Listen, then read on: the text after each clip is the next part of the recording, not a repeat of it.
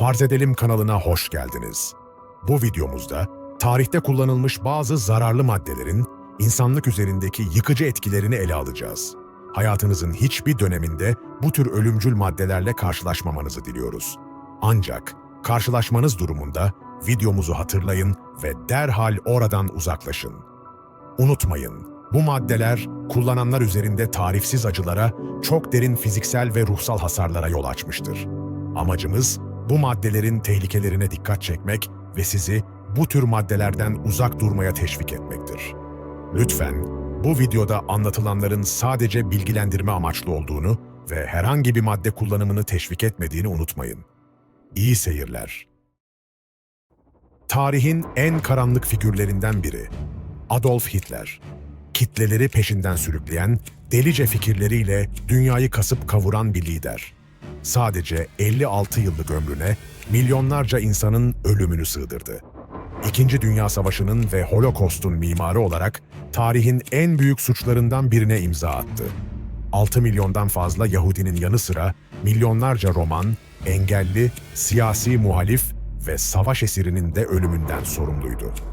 Onun hırsı ve ideolojisi sadece Almanya'yı değil, tüm dünyayı bir felakete sürükledi. Peki, Hitler, ordusunu bu denli vahşice katliamlara sadece karizmatik kişiliğiyle mi ikna etti? Onları insanlık dışı eylemlere nasıl bu kadar kolay yönlendirebildi? Acaba bu vahşetin ardında sadece ideoloji mi vardı? Yoksa askerlerin zihinlerini ve bedenlerini kontrol eden gizli bir madde mi? Hitler'in ikna gücü ve karizması yadsınamaz bir gerçek olsa da, ordusunu bu denli vahşete sürüklemesinde başka etkenler de rol oynamış olabilir. Özellikle savaşın sonlarına doğru Hitler'in daha da kontrol dışı hale gelmesi ve ordusundan imkansız isteklerde bulunması akıllara farklı ihtimalleri getiriyor. İşte tam bu noktada Hitler'in süper asker projesi devreye giriyor. Gelin, bu süper asker projesi nedir? Bir bakalım. Bu proje sadece savaş alanında değil, aynı zamanda askerlerin psikolojisi üzerinde de etkiliydi. O dönemde yapılan deneyler, askerleri sorgulamayan, itaatkar ve acımasız savaş makinalarına dönüştürmeyi amaçlıyordu. Ve bu deneylerin sonuçları, savaşın seyrini değiştirebilecek kadar etkiliydi. Norman Ohler'in Blitzet kitabında, Hitler'in kişisel doktoru Theodor Morell'in, Hitler'in hayatında oynadığı karanlık rol gözler önüne seriliyor. Morell sadece onun doktoru değil, aynı zamanda uyuşturucu bağımlılığının da mimarıydı. Ona düzenli olarak çeşitli ilaçlar veren Morell, Hitler'in zihinsel ve fiziksel durumunu kontrol altında tutuyordu. Ohler'e göre, Morell'in Hitler'e verdiği ilaçlar arasında metamfetamin türevleri, hormonlar, steroidler ve hatta hayvan özleri bulunuyordu. Bu ilaçlar Hitler'in performansını geçici olarak artırıyor, ancak aynı zamanda bağımlı hale getiriyordu.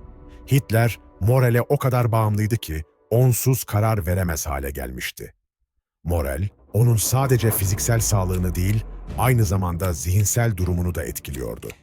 Hitler'in paranoyak davranışları, ani öfke patlamaları ve insanlık dışı kararlarında Morell'in verdiği ilaçların etkisi büyük olmalı.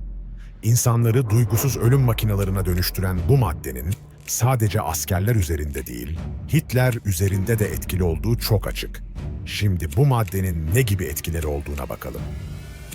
Metamfetamin, kısa vadede artan uyanıklık, enerji ve özgüven gibi etkiler yaratırken, uzun vadede bağımlılık, paranoya, halüsinasyonlar ve davranış bozukluklarına yol açabilir. Verilen hormonlar ve steroidler, Hitler'in agresifliğini ve hırsını daha da artırmış olabilir. Hayvan özleri gibi deneysel ilaçlar ise öngörülemeyen ve tehlikeli yan etkilere sebep olmuş olabilir. Bu ilaçların etkisi altında insanlar normalde yapmayacakları şeyleri yapabilirler.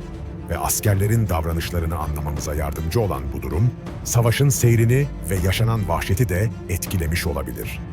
İlaçların etkisiyle askerler daha acımasız ve kontrolsüz hale gelmiş, Hitler ise insanlık dışı kararlar alarak milyonlarca insanın ölümüne sebep olmuştur. Elbette yaşanan bu insanlık dışı olayların tüm sorumluluğunu madde kullanımına bağlamak yanlış olur. Madde kullanımı, Hitler'in ve ordusunun zaten var olan vahşet eğilimlerini ve ideolojisini daha da güçlendirmiştir. Fakat Hitler'in kendi ideolojisi, hırsı ve kararlarıyla bu eylemleri gerçekleştirdiği unutulmamalıdır. Böyle bir maddenin koca bir orduya yetecek kadar üretilmesi için gereken endüstriyel altyapının büyüklüğünü bir hayal edin. Nazi Almanyası'nda bu ihtiyacı karşılamak üzere devasa üretim tesisleri kurulmuştu.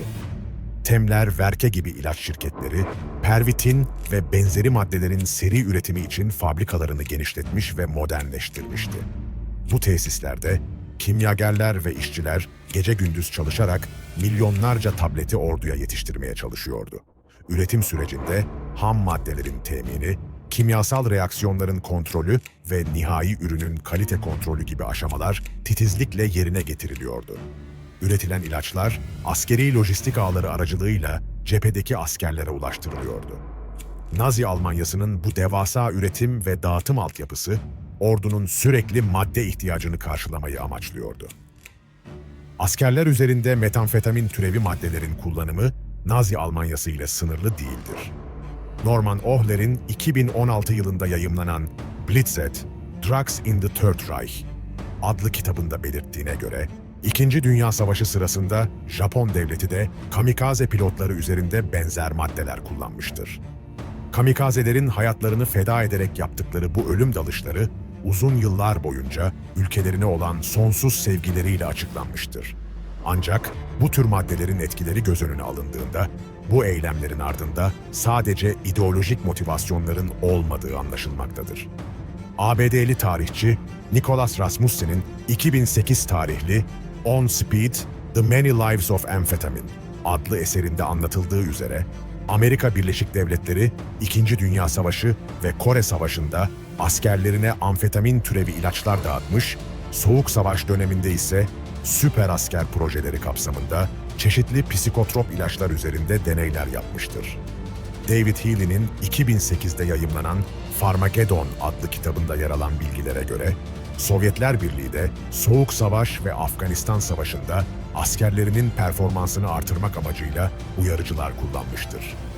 Birinci Dünya Savaşı'ndan itibaren birçok ülke, askerlerin dayanıklılığını artırmak için çeşitli uyarıcılar ve ağrı kesiciler kullanmıştır. Bu uygulamalar, askeri performans artırıcı maddelerin kullanımının tarih boyunca yaygın olduğunu göstermektedir. Ancak bu maddelerin uzun vadeli etkileri ve etik sonuçları ciddi tartışmalara yol açmıştır. Şu ana kadar paylaştığımız bilgilerin ışığında, günümüz dünyasının tamamen madde etkisinde kalmış sağlıksız beyinler tarafından oluşturulduğunu söyleyebilir miyiz? Tarihin tozlu sayfalarında dolaştıkça, savaşların, çatışmaların ve siyasi kararların arkasında zihinleri ve bedenleri kontrol eden maddelerin izlerine rastlıyoruz. Nazi Almanyası'nın Pervitin'i, Japonya'nın kamikaze pilotlarına verdiği uyarıcılar, ABD'nin süper asker projeleri. Bu örnekler, tarihin önemli dönüm noktalarında liderlerin ve askerlerin madde etkisinde olduğunu gösteriyor. Acaba dünya haritasını çizen antlaşmalar, milyonların kaderini belirleyen kararlar, insanlığı derinden etkileyen savaşlar gerçekten de sağlıklı ve rasyonel beyinler tarafından mı alındı? Yoksa madde bağımlılığının karanlık gölgesi insanlık tarihinin üzerine mi çöktü? Günümüz dünyasının karmaşık yapısı, siyasi çekişmeler, toplumsal sorunlar ve ekonomik dengesizlikler belki de bu sağlıksız temeller üzerine inşa edildi. Ve bizler bu bağımlı zihinlerin kurduğu düzende yaşamaya mecbur kaldık. Vakit ayırdığınız için teşekkür ederiz. Lütfen düşüncelerinizi yorumlarda bizimle paylaşın. Videomuzu beğenmeyi ve yeni içeriklerden haberdar olmak için kanalımıza abone olmayı unutmayın. Bir sonraki macerada görüşmek üzere, farz edelim ile kalın.